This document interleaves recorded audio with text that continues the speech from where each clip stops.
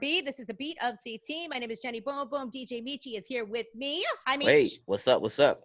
And today we have our friends Nuchette M, Black-Burke, who's the Chief of Family and Community Partnerships, Office of Family and Community Partnerships head, and also here for Hartford Public Schools. And John Prescod is the Community Investment Senior Manager for United Way of Central and Northeastern Connecticut. Welcome to you.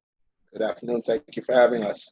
So did I mess up your title completely, Nuchette? I'm sorry. Not at all. Okay. Not at all. It's a mouthful. It's a mouthful. And Jenny, you nailed it. Oh, thank you so much. Thank you. So I know, Meech, you're going to start off the interview today with Nuchette, right? Nuchette, when does school start this year? This is the big, this is the big topic. Yes. And, a really important question, because here we are, in, I would say, the normal time when outside was open, right. We all would be looking to go back to school like in 2 weeks or something like that. But the start of the school year for Hartford Public School students has changed. Tuesday, September 8th is the day that students will return to school. Okay. And on September 8th, to our families, and our students who are listening, talk to mom, dad, your caregiver, and just make sure that they have contacted your school and identified, are you going back in person or are you going to participate in online learning? So September 8th is the first day of school. Okay. So in my school district, the way that they have set it up so far, their Nuchette, is that they're going to be doing, this hybrid learning, 1 week on, 1 week off, depending on if your last name's A through K or L through Z. And then eventually they're going to bring all the kids together in October, hopefully, if, we're still doing really well with the numbers with COVID in Connecticut. So what type of plan are you guys following there in Hartford? So in Hartford, as I just mentioned, there is in-person instruction and also online learning. So families have the choice, they make the decision, and then families will be directed by their school leader, and information will go to them directly that will determine, am I group 1, group 2, group A, group B, and letting families know how they are going to return to the building. What I can say is September 8th, will be a staggered start. So those students who have elected to come to school on September 8th for in-person learning, grades pre-K through grade 2, grade 6, grade 9, they will be starting. So it's similar, Jenny, but parents really need to tune in to their principals and also just listen out for phone calls and other letters that will come to them to give them the specifics of what group cohort they would be a part of. Okay. Which, this hybrid thing is almost like feels like as a parent, a dream come true, because you're like, wow, this is really great. Smaller groups on, weeks that you're on, weeks that you're off. But then what's scary is about, and also they are also offering online learning through my school district too. But what's scary about is that October possibly bring everybody together type of thing.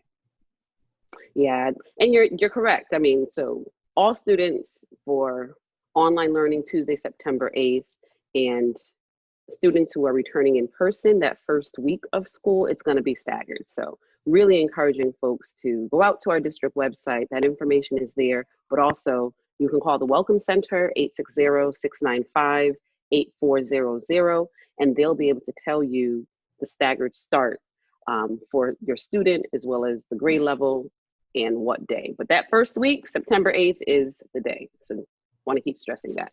Now, when you make the decision to want to send your kids back, and let's say your kids come back home maybe the week or maybe that day, and they just don't feel comfortable anymore, is it still an option to be able to pull my kids back out, or is it just one of those things where we kind of need to know the kids that we're going to have online and the kids that we're going to be sending back into school? Again, another great question, DJ Meech. We want to know so we can plan. We want to ensure that students are safe, teachers are safe. So helping us with that piece of the planning gets us to ensure that there's going to be proper cleaning that's done, all of those pieces that come into play. And we are saying to families, if you opt in for in-person instruction, we would love for you to keep that until the end of the quarter, and the same for online learning. But if you want to switch, like you mentioned, we would just encourage families to wait until the end of the quarter to make that switch. Mm. Yeah. And Okay. that's also kind of concerning, Nuchette, because now we're in flu season by then. Mm-hmm. True. That's So, true. you know, I mean, again, that was something similar that was happening in my area. And that's something I brought up, like, well, can I pull my kids out? And they said we would like it for the first semester at least for you to stick with your plan. But by then it's already flu season. Agreed. And what I would say is that I think every school district, and I just have to pause for a moment to give a shout out to Dr. Leslie Torres Rodriguez. She is our superintendent, and she has a huge, huge job, along with all the other superintendents across Connecticut. But have to shout her out. I like to call her Dr. LTR. She is doing great work in Hartford, and we are trying as a leadership team to ensure that children are going to be safe. So I agree that flu season is coming, but if we know that there's only going to be 50 students, then of course we're going to be planning for those 50 students, ensuring that proper cleaning is happening, surface areas, commonly touched areas. So by being able to plan for the number of students that are in a particular mode, whether in person or online, it helps to cut down some of the variance of having people in and out. So you're like doing in-person instruction this week, and then you're doing online next week, and it's vice versa all over the place. At least you have a kind of a cadence of who's going to be in the building. You're able to clean and follow those type of protocols. So I know it's tough, flu season is coming, but we prefer for folks to do it for that entire quarter. Right. Oh, there's one of your babies now. Hi. Yes, one of my babies. Hey, Ezra. Oh, I love that name. That's so cute. Thank you. You never know what you're going to get with a Zoom interview. So, you know, I know you talked about keeping things safe by cleaning, but the kids have to wear masks too, right? True, they do. They do have to wear masks, and we are asking that all of our staff, the teachers included, children will have to wear masks. Our little ones, our pre-K students, they wouldn't be wearing masks like in their classrooms, because I mean they're so little. But everyone else in the building, we are asking them to wear masks and follow a protocol that we will have in place for that. And that's something really just to help prevent the virus. As we know, having masks on really does help to prevent transmission. But another question that has come up is like a mask protocol or mask breaks, and those will be built in for our students so they don't feel like they're constricted all day. And I also saw that some of the schools in Connecticut are offering these like glass cubicle type things that are going over some of the desks. That you're going to be, some of the kids are going to be behind when they're studying. I'd heard that other school districts, the kids have to carry the glass cubicle to lunch with them in order to eat behind them. Is that anything that you guys have thought about with the Hartford Public Schools, or? So no, our children won't be carrying any partitions or anything like that,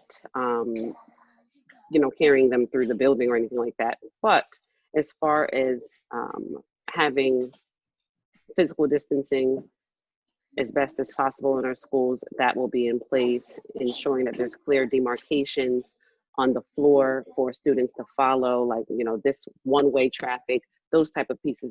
All of that will be in place for our students. So in addition to the mask and wiping down commonly used areas, but I know some school districts are asking students themselves to do that type of cleaning. In Hartford, we are not. Our students will not be doing any cleaning or disinfecting the common areas. That will be done by staff for their protection. Okay. Now, So I'm sorry, go ahead, Meech. Now, usually like around this time, this is the time where, you take your kids school shopping and supply shopping and worst time of year, Meech. Worst time of year. Those are usually, the times that, that's usually what we do to prepare for school. But True. Now that we have to focus on like actual safety, what can these parents, do to learn more about getting prepared for this new way of schooling? And I think that is so important. That's super, super important. So, really for us, it's like a call to action to our families to start the safety prep conversation with your child. And if they're in pre-K or if they're in 12th grade. So practicing with them at home how to properly put on a mask. How do you properly take off your mask? Hand washing. So you all just saw Ezra run through. He's 6. So I'm always saying to him, all right, when you're in the bathroom, sing the birthday song a couple of times, count to 20. As parents, caregivers, starting that safety prep, starting that routine at home with our children, irrespective of grade levels. I also have a high schooler. So I'm like, you have to remind them too. I would encourage parents to start doing that with their children.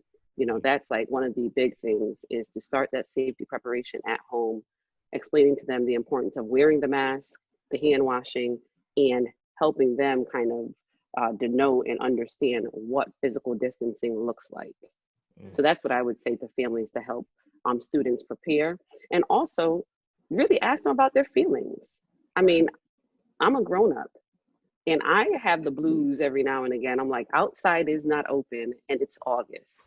Right. I can't imagine how a teenager might feel. So that's a lot of emotion Right. To be carrying. So just having real conversation with your students and trying to unpack that with them, how they are feeling, even as they're going back to school. So in addition to buying sneakers and buying a notebook, now you're adding this safety conversation as your back to school preparation. Right. And these conversations, I mean, like what you just mentioned, there's been a lot of breakdowns in my house. I know that. But these types of conversations are so deep and hard to have with your kids. I have a 9-year-old and a child that's about to be a senior. And the main conversation in my house has been, Mom, it's my senior year. I don't want to miss it. Right. And my 9-year-old's like, I don't want to keep a mask on all day. I don't care about going back. So it's like, it's like 2 completely different conversations that are going on. And it's really hard, I think, for parents to make, their decision based upon all of the facts of, what they think is best for their family. And Nuchette, it is a heartbreaking decision either way, because you feel like I want to send my kid back to school and they can socialize and they can be a part of the class and be in person with the teacher, but you're scared. And then you feel like, okay, I'll keep them home, but now they're missing out on all of that interaction. So it's like you almost can't win either way. Agreed. And I think one of the pieces that when parents call the Welcome Center and talking with our staff and talking with other folks, just really trying to share with families, have the conversation, but don't discount how the child is feeling. So my 6-year-old, he's like, this is the best thing ever. I get to stay home. I can do some schoolwork, but helping him to understand that you have to get back to some level of normalcy and, just don't minimize their feelings. So I know as parents, you're like, what are you talking about? What do you mean you want to stay home and watch TV all day? But just don't minimize their feelings and help them process all of that. And as far as caregivers are concerned, I think being able to process what you're going through without putting it off on the child is another piece that I always want to share with families. If you need to call someone to have a conversation, John Prescod, there's 211, there's folks that you can reach out to. I always tell parents, call the Welcome Center. We can refer you to someone, but whatever you do, don't project all the stress that's happening right now onto the child to make them feel like, any of this is their fault. And we want to protect our children. They're, really our heartbeats outside of our heart. We want to protect them, but follow the science, follow the safety measures, and really believe praying and calling on, whatever higher power it is that you pray to, that our children are going to be okay, and entrusting them to go back into the school buildings if that is what you choose, and believing that they're going to be taught and they're going to learn and have a successful school year. So I know that was a whole bunch, probably went way too deep, but no, not at all. No, Not because at all. honestly, no, Yeah. you're right, because it's been such a hard decision for us. I know Yes. that. But just before we get to John in 1 second, Nuchette, as far as the online learning, how are Hartford Public Schools positioning that? Is this something where they're going to be on their computer and in the classroom watching the live instruction, or is it going to be more like connected learning in the fall? I mean, in the spring? So it will be different than the spring. Live instruction. Channeling Dr. Leslie Torres Rodriguez right now, she is adamant that it will be live instruction. That's what children need. They need to be able to interact. So even if they are online, it will be live instruction for our students. So not just connected, but having certified teachers in front of our children while they're doing their online component is going to be super, super important. And that is something that our superintendent has said, and she's holding the entire leadership team accountable to that there will be certified teachers teaching our children online if that is what they opt to do. I think that's really important. And as far as those laptops, can people get them? Or I heard Yes. there's like a huge, there is. I heard there's like a backup or shortage going on or something with laptops. Is that true? Well, was I lied Jenny, to? She said, girl, I know. We got them. Let me tell you something. Well, listen. Well, Jenny, DJ Meech, John, you know this. You know, again, Absolutely. when Hartford Public Schools, when we do something, I like to shout it from the mountaintops and like brag on the district, because a lot of times people try to, give us a nudge, right? Give us an elbow. Dr. Torres Rodriguez in the spring said every student needs to have a device, and she meant it. So we distributed devices, almost 11,000 plus devices were distributed to families. Wow. And if you don't have a device, you can call the Welcome Center and we will get you a device. If your device is broken or something happened to it, the same. Call the Welcome Center, 860-695-8400, and we'll ensure that you exchange your device, get a device, because all of our students will have a device. Pre-K through 12th grade, all Hartford Public School students will have a device. If you do not already have one, you can get one. Connectivity, a few weeks ago, it was announced that as a city, we are ensuring that there will be Wi-Fi across our city. Again, as a district, we are trying to work with families very intentionally about hotspots, because internet service connectivity is no longer a luxury. It is a basic need for what we're dealing with. So that's Hartford Public Schools. That is our position. If you're a student, you have a device, get connected so you can access your education. That's awesome. All right. Well, you should be shouting that from the mountaintops, because I heard other stuff. Child, I'm sure. Yeah. Mhm. Mm-hmm. Okay. So, Yeah. John, hi. Hello. How are you there, sir? Good. I do want to piggyback on one thing that Nuchette said. Yeah. One of the things that I've heard that they're kind of talking about across districts too is if you have been at home with your children and you have been social distancing and really haven't gone out to the point that your children haven't really been wearing a mask as part of this process in the house, one of the things that they've recommended is that having them put on the mask a little bit at a time every day, building up to the start of the school year. They call it stamina, so that they're not going directly from a household where they may not have been wearing a mask to now having to be in it for X amount of hours during the school day. So that's one thing that I think is very important for parents to consider, that logistic of what's been going on at home. Yeah, I mean, I think this is going to be a tough one, John. I mean, and I don't want to sound negative. I want to have high hopes that everything's going to work out great. But I mean, I just know kids pick their noses. They don't wash their hands. They pick their nose and run after somebody. I mean, but this is how kids act. There's some kids that are just nasty. My son would come home and be like, Mom, I was stepping in pee in the bathroom today. That was his big complaint every day. I mean, kids can be pretty gross. So, I mean, I try to have high hopes here, John, but this is pretty scary stuff to me. You know what? I think, to Nuchette's point, we have to look at this as, go back to a village approach and a village mentality. And we have to treat all of the kids as our children, and we have to work together. As a state, we've done pretty well. Oh, we've done great. Under these unprecedented circumstances.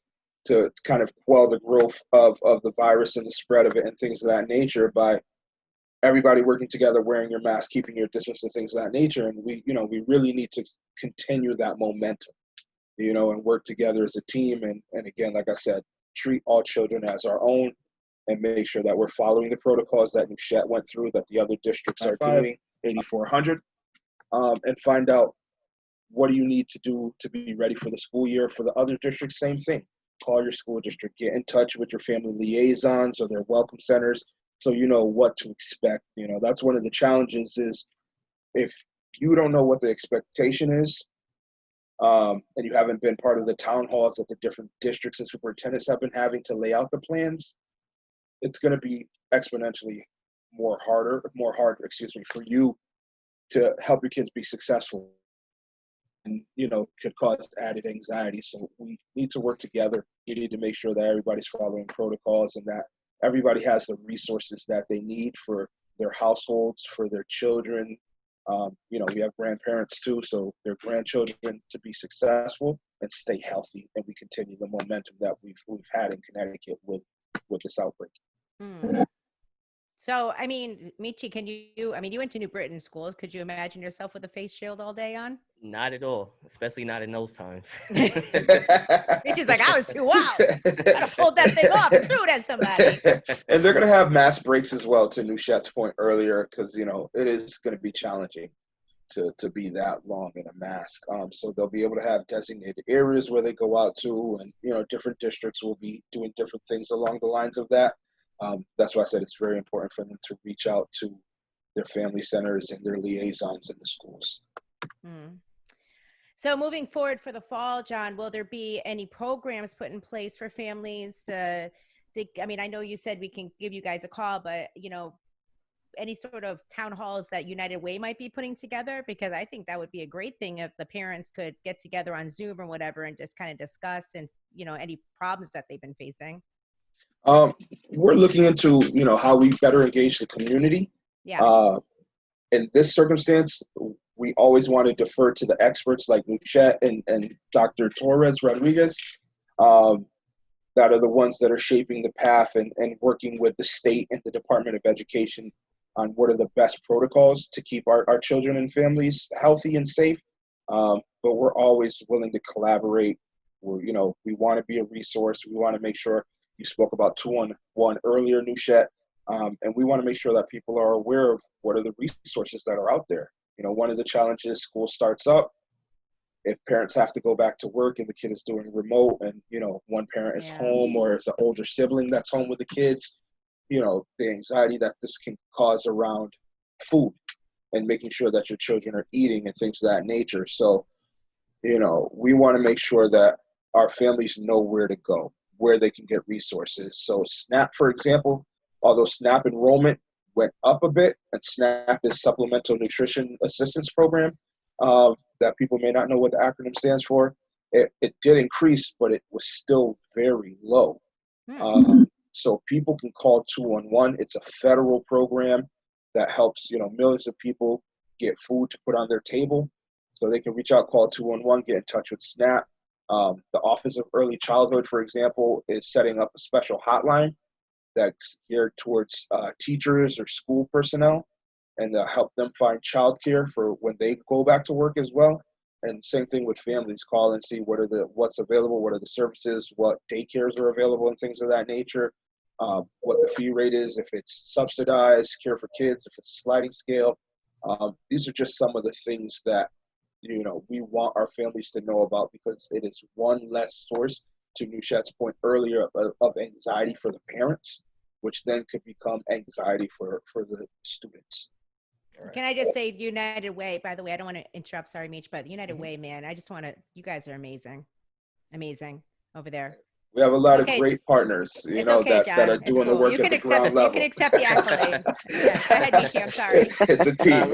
It's a team. It's all you, John. It's all you. No, I'm kidding. Go ahead. No, I was basically gonna say the same thing. Like, it's just amazing that you guys have all these resources and programs. Yeah. For I mean, I'm not a parent, you know, Not yet, or not that you know of, but but I can definitely see the difficulties that, you know, parents would definitely have. I mean, I remember going to school, and one thing about New Britain High School was it was just a thing about it being overcrowded.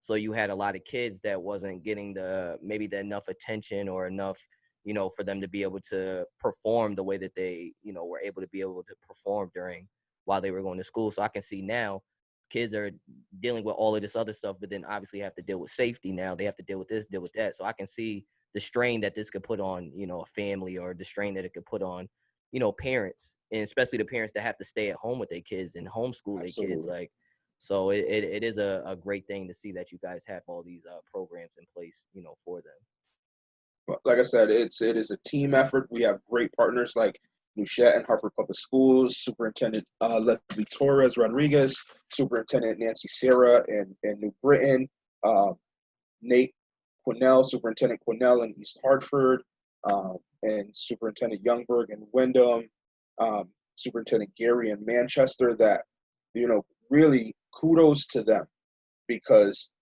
this is something that we haven't seen in a very long time in this country. And having to navigate and be able to pivot very quickly when situations arise, and, you know, putting together their teams and coming up with these plans of how we're going to keep our kids safe, keep our families safe, try to keep the anxiety down for teachers, for parents, for family, for the community. You know, these are challenging times, as we all know. And so, you know, definitely, like I said, Nuchette, you can pat yourself on the back. And kudos to the district and our superintendents for, you know, hitting the ground running, making sure that we are having as safe as possible an environment for our kids. Like Nuchette, it's the heart outside of the heart. You know, my kids, we've made the decision that they're going to stay home. I have a little bit of flexibility right now.